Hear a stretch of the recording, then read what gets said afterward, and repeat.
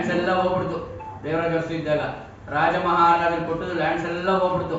ಅರ್ಚಕರೆಲ್ಲ ನಿರ್ಬಲರೇ ಆಗ್ಬಿಟ್ರು, ಏನಿಲ್ಲದ ಆಗೋಗ್ಬಿಟ್ರು. ನಮಗೆ ಎಂಥ ಪರಿಸ್ಥಿತಿ ಇದ್ರೆ ಸಾವಿರಾರು ಎಕರೆ ಜಮೀನು ರಾಜ ಮಹಾರಾಜರು ನಮ್ಮ ಅರ್ಚಕರು ಕೊಟ್ಟಿದ್ದು, ದೇವಸ್ಥಾನ ಕೊಟ್ಟಿದ್ದು. ನಾವು ಪೂಜೆ ಪುರಸ್ಕಾರ ಮಾಡ್ಕೊಂಡು ಹೋಗ್ತಾ ಇದ್ರಿ. ಅವಾಗ ನಮ್ಗೆ ಅಷ್ಟು ತೊಂದರೆ ಇರ್ತಾ ಇರಲಿಲ್ಲ, ನಡ್ಕೊಂಡು ಹೋಗ್ತಾ ಇದ್ರಿ. ಭೂ ಸುಧಾರಣೆ ಕಾಯ್ದೆ ಅಡಿಯಲ್ಲಿ ನಮ್ಮ ಪರಿಹಾರ ನಮ್ಮ ಲ್ಯಾಂಡ್ ಎಲ್ಲ ಹೋಗ್ಬಿಟ್ಟಾಗ ಯಾರು ನಮಗೆ ಸ್ಪಂದಿಸಿಲ್ಲ. ಆಗ ಮುಖ್ಯಮಂತ್ರಿ ಗುಂಡೂರಾವ್ ಬಂದು ತಸ್ತಿಕ್ಕಂತ ₹1 ಕೊಟ್ಟರು. ಆ ₹1 ಏನಕ್ಕೋಸ್ಕರ ಕೊಟ್ಟರು ಅಂದ್ರೆ, ನೀವು ಪೂಜೆ ಮಾಡಬೇಕು, ದೇವಸ್ಥಾನದಲ್ಲಿ ಸಾಮಾನ್ಯ ಪೂಜೆ ಮಾಡಬೇಕು ಅಂತ ₹1, ₹2, ₹3, ₹4 ಕೊಟ್ಟಂತ ಸನ್ಮಾನ್ಯ ಗುಂಡೂರಾಯರು ಕೊಟ್ಟರು. ಆ ₹1 ಇಟ್ಕೊಂಡು ನಾವು ಸುಮಾರು 40 ವರ್ಷ ಕಾಲ ಓಡಾಡಿದ್ದೀರಿ. 40 ವರ್ಷಗಳ ಕಾಲ ಓಡಾಡಿ ವಿಧಾನಸೌಧ ಮುತ್ತಿಗೆ ಹಾಕಿ ನ್ಯಾಯಾಲಯ ಮೊರೆ ಹೋಗಿ ಕಡೆಗೆ ನಮಗೆ ಇವತ್ತು ಈ ಒಂದು ಹೋರಾಟ ಮಾಡೋದಕ್ಕೆ ತಿಂಗಳಿಗೆ ನಮಗೆ 36,000 ದೇವಸ್ಥಾನಕ್ಕೆ ತಿಂಗಳಿಗೆ 5,000 ಕೊಡ್ತಾ ಇದ್ದಾರೆ. 5,000 ಕೊಡ್ತಾರೆ. ಉದ್ದೇಶ ಏನಪ್ಪಾ ಅಂದ್ರೆ, ನಾವು ಎಲ್ಲಾ ಸಾಮಗ್ರಿಗಳು ತಂದ್ಬಿಟ್ಟು ಪೂಜೆ ಮಾಡಬೇಕು, ಅದಕ್ಕೋಸ್ಕರ ನಮಗೆ 5,000 ಕೊಡ್ತಾ ಇದ್ದಾರೆ. ಇತ್ತೀಚೆಗೆ ನಿಮ್ಗೆಲ್ಲ ಗೊತ್ತಿರಬೇಕು, ನಮಗೆ ಸರ್ಕಾರದಲ್ಲಿ ದೇವಸ್ಥಾನಗಳು ABC ಮಾಡಿದ್ದಾರೆ. A ಅಧಿಕ ಇದೆ, B ಅಧಿಕ ಇದೆ, C 36,000 ದೇವಸ್ಥಾನ. ಗ್ರಾಮಾಂತರ ಪ್ರದೇಶದಲ್ಲಿ ಏನು ಅಧಿಕ ಇಲ್ಲ, ಜಮೀನೆಲ್ಲ ಹೋಗ್ಬಿಡ್ತು. ಅರ್ಚಕರು ದೇವಸ್ಥಾನ ಬಿಡಬಾರ್ದು, ತಾತ ಮುತ್ತಾಂತರ ಮಾಡ್ಕೊಂಡ್ ಬಂದಾರೆ, ಏನೇ ಆಗಲಿ ₹1 ಕೊಟ್ಟರು ಕೂಡ ಬಿಡಬಾರ್ದು ಅಂತ ಈ ಕ್ಷಣಕ್ಕೂ ಒಂದು 36,000 ದೇವಸ್ಥಾನ, ಸರ್ಕಾರ ಅಧೀನದಲ್ಲಿರೋ ದೇವಸ್ಥಾನ ನಮ್ಮ ಅರ್ಚಕರು ಈಗಾಗಲೇ ಬಿಡುದಲೆ ಪೂಜೆ ಮಾಡ್ಕೊಂಡು ಬರ್ತಾ ಇದ್ದಾರೆ.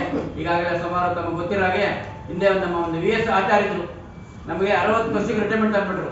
ಏನ್ ಮಾಡ್ತಾರೆ ನನ್ನ ಪರಿಸ್ಥಿತಿ ರಿಟೈರ್ಮೆಂಟ್ ಅಂದಾಗ, ಆಗ ನಾವು ಕೋರ್ಟ್ ಮೊರೆ ಹೋಗಿ ಒಂದು ಸ್ಟೇ ಸಿಕ್ಕಿದೆ. ನಮ್ಮ ರಿಟೈರ್ಮೆಂಟ್ ಬೇಡ ಅಂತ ಹೇಳಿದ್ರಿ. ಸುಪ್ರೀಂ ಕೋರ್ಟ್ ನಮಗೆ ಸ್ಟೇ ಕೊಟ್ಟಿದ್ದಾರೆ. 60 ವರ್ಷಕ್ಕೆ ನಾವು ಆಜೆ ಹಾಕ್ಬಿಡೋ ಪ್ರಾಬ್ಲಮ್ ಏನು ಬಿಟ್ಟು ಸುಪ್ರೀಂ ಕೋರ್ಟ್ ನಮಗೆ ಸ್ಟೇ ಕೊಟ್ಟಿದೆ. ಅದೊಂದು ರಿಟೈರ್ಮೆಂಟ್ ಬೇಡ ಅಂತ ನಾವು ಮಾನ್ಯ ಮುಖ್ಯಮಂತ್ರಿಗಳು ಕೇಳ್ಕೊತಾ ಇದ್ದೀರಿ. ಆಮೇಲೆ ಪತ್ರಕರ್ತರೆ, ಯಾವುದೇ ಸ್ಟೇಟಲ್ಲಿ ಅರ್ಚಕರ ರಿಟೈರ್ಮೆಂಟ್ ಇಲ್ಲ. ಕೇರಳ ಇರ್ಬೋದು, ಮಹಾರಾಷ್ಟ್ರ ಇರ್ಬೋದು, ಆಂಧ್ರ ಇರ್ಬೋದು, ತೆಲಂಗಾಣ ಇರ್ಬೋದು, ಎಲ್ಲಿ ಅರ್ಚಕರ ರಿಟೈರ್ಮೆಂಟ್ ಇಲ್ಲ. ಅವ್ರು ವಯೋವೃದ್ಧರಾದ್ರೂ ಕೂಡ ಅವ್ರ ನಿವೃತ್ತಿ ಅಂತ ಇಲ್ವೇ ಇಲ್ಲ. ಅವ್ರು ಯಾವತ್ತು ದೇವಸ್ಥಾನ ಬಿಟ್ಟು ಹೋಗ್ತಾರೆ, ಅದ್ರ ಪೂಜೆ ಮಾಡ್ಲಿಕ್ಕೆ ಎಲ್ಲ ಕಡೆ ಕಾನೂನು ತಂದಾರೆ. ಅದೇ ಕಾನೂನು ನಮಗೂ ತಂದ್ಬಿಟ್ರೆ ABC ದೇವಸ್ಥಾನಗಳಿಗೆ ಒಂದು ಅನುಕೂಲ ಆಗುತ್ತೆ. ನಮ್ಗೆ ರಿಟೈರ್ಮೆಂಟ್ ಮಾಡಿದ್ರೆ ನೀವು ಏನ್ ಕೊಡ್ತಾ ಇದ್ದೀರಾ? ಏನಿದ್ರು ನಾವು ಸೇವ್ ಮಾಡ್ಕೊಂಡ್ ಬರ್ತಾ ಇರ್ತೀರಿ. ನೀವು ಕೊಡೋ ತಿಂಗಳಿಗೆ ₹5,000 2 ಟೈಮ್ ನಾವು ಸಾಮಾನು ತಂದು ಪೂಜೆ ಮಾಡ್ತಾ ಇದ್ರಿ. ಈಗಿನ ಧಾರಣೆ ಗಗನಕ್ಕೆ ಹೋಗ್ಬಿಟ್ಟಿದೆ. ಹೂವು, ಹಣ್ಣು, ಕಡ್ಡಿ, ಕರ್ಪೂರ, ಕರೆಂಟ್ ಬಿಲ್ ನಾವೇ ಕಟ್ಟಬೇಕು 5,000ದಲ್ಲಿ. ಈ ಒಂದು ದೇವಸ್ಥಾನಗಳು ನಾವು ಮಾಡ್ಕೊಂಡ್ ಬರ್ತಾ ಇದ್ದೀರಿ. ಇತ್ತೀಚೆಗೆ ತಮಗೆ ಗೊತ್ತಿರೋ ಹಾಗೆ ಇತಿಹಾಸದಲ್ಲಿ ನಮ್ಗೆ ಇಂಥ ಸಚಿವರು ಸಿಕ್ಕೋದಿಲ್ಲ ಅನ್ಸುತ್ತೆ.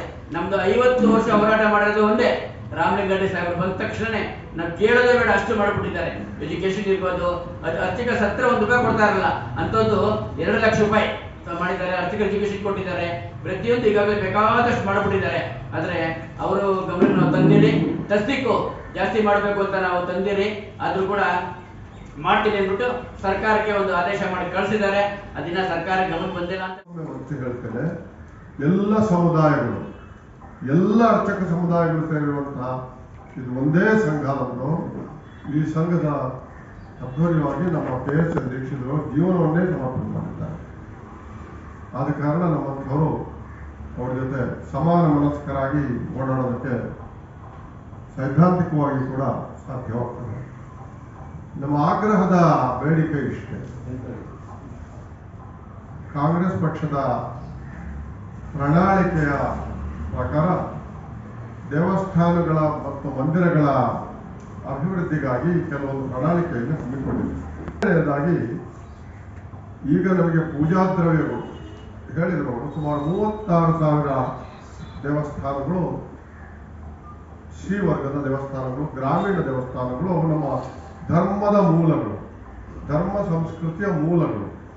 ಗ್ರಾಮಕ್ಕೆ ಬಾಗಿಲು ತೆಗೆಯುವಂತಹ ದೇವತೆಗಳು, ಗ್ರಾಮ ದೇವತೆಗಳು. ಸಾಮಾನ್ಯ ಹೆಚ್ಚಿನ ಗ್ರಾಮಗಳಲ್ಲಿ 2 ದೇವಸ್ಥಾನಗಳಿದೆ. ಗ್ರಾಮ ದೇವಸ್ಥಾನದಿಂದ ಮತ್ತೊಂದು ಒಳಗಡೆ ದೇವಸ್ಥಾನ. ಬಾಗಿಲು ತೆಗೆಯುವಂತಹ ಈ ದೇವಸ್ಥಾನಗಳ ಸಂಸ್ಕೃತಿ ಮೂಲದ ದೇವಸ್ಥಾನಗಳಲ್ಲಿ ಈ ಮಾತನ್ನ ನಾನು ಜವಾಬ್ದಾರಿಯಿಂದ ಹೇಳ್ತಾ ಇದ್ದೀನಿ ಪತ್ರಕರ್ತ ಮಿತ್ರರೇ. ಬೇರೆ ಯಾವುದೇ ವಿಷಯದಲ್ಲಿ ಭೇದ ಭಾವನೆಯಲ್ಲಿ ಹೇಳ್ತಾ ಇಲ್ಲ. 36,000 ದೇವಸ್ಥಾನಗಳಲ್ಲಿ 70-80ಕ್ಕಿಂತಲೂ ಜಾಸ್ತಿ ನಮ್ಮ ದಲಿತ ಅರ್ಚಕರು, SC ST ಅವರು, OBC ಅವರು, ಲಿಂಗಾಯತ ಸಮುದಾಯ, ಇತರ ಸಮುದಾಯಕ್ಕೆ ಸೇರಿದವರಿದ್ದಾರೆ. ಈ ಮಾತನ್ನು ನಾನು ಯಾಕೆ ಒತ್ತಿ ಹೇಳ್ತಾ ಇದ್ದೇನೆ ಅಂದ್ರೆ, ಸಮಾಜದಲ್ಲಿ ಒಂದು ವಿಕೃತವಾದ ಕಲ್ಪನೆ ಇರಕೂಡದು. ಸಾಮಾಜಿಕ ನ್ಯಾಯದ ದೃಷ್ಟಿಯಲ್ಲೂ ಕೂಡ, ಸಾಮಾಜಿಕ ನ್ಯಾಯ ಬದ್ಧತೆಯ ದೃಷ್ಟಿಯಲ್ಲಿ ಕೂಡ ನಾವು ಅದಕ್ಕೆ ಸಹಾಯ ಮಾಡಬೇಕಾಗ್ತದೆ. ಕೇವಲ ₹5,000 ಅವರ ಸಂಸಾರದ ನಿರ್ವಹಣೆಯ ಜೊತೆಗೆ ಪೂಜಾ ದ್ರವ್ಯಗಳನ್ನು ಶೇಖರಿಸಬೇಕು. ಆದ ಕಾರಣ ನಾವು ಅತ್ಯಂತ ಆಗ್ರಹಪೂರ್ವಕವಾಗಿ ಕೇಳ್ಕೊಳ್ಳೋದೇನೆಂದ್ರೆ, ದಯವಿಟ್ಟು ಇದನ್ನು 10,000 ರೂಪಾಯಿ ತಿಂಗಳಿಗೆ ಕೊಡಬೇಕು. ಹಣದ ಲೆಕ್ಕಾಚಾರವನ್ನು ನಾವು ಹಾಕಿದ್ದೀವಿ. ಹಣ ಕೂಡ ಇದಕ್ಕೆ ಬಹಳಷ್ಟು ಖರ್ಚಾಗೋದಿಲ್ಲ. ಹಣ ಖರ್ಚು ಅಷ್ಟೊಂದು ಆಗೋದಿಲ್ಲ. ಹಣದ ಸಂಪನ್ಮೂಲಗಳನ್ನು ಸಂಗ್ರಹಿಸೋದಕ್ಕೆ ಸಾಕಷ್ಟು ಮುಜರಾಯಿ ಇಲಾಖೆಗೆ ಸಾಧ್ಯ ಇದೆ.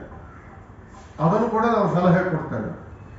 ಆದ ಕಾರಣ ಅತ್ಯಂತ ಆಗ್ರಹದಿಂದ ನಾವು ಹೇಳ್ತಾ ಇದ್ದೇವೆ, 10,000 ರೂಪಾಯಿಗಳಿಗೆ 5ರಿಂದ 10,000 ಏರಿಸಬೇಕು ಅಂತ. ಎರಡನೇದು ಪ್ರಣಾಳಿಕೆಯಲ್ಲಿರುವಂಥ ಅಂಶಗಳು.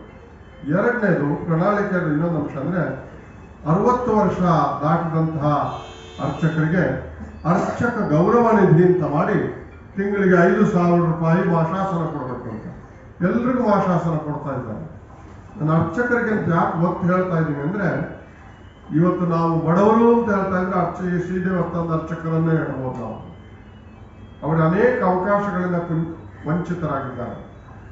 ಅವರಿಗೆ ಅರ್ಚಕ ಗೌರವ ನಿಧಿ ಕೊಟ್ಟು 5,000 ರೂಪಾಯಿಗಳು ಕೊಡಬೇಕು ಅಂತ ನಮ್ಮ ಆಗ್ರಹ.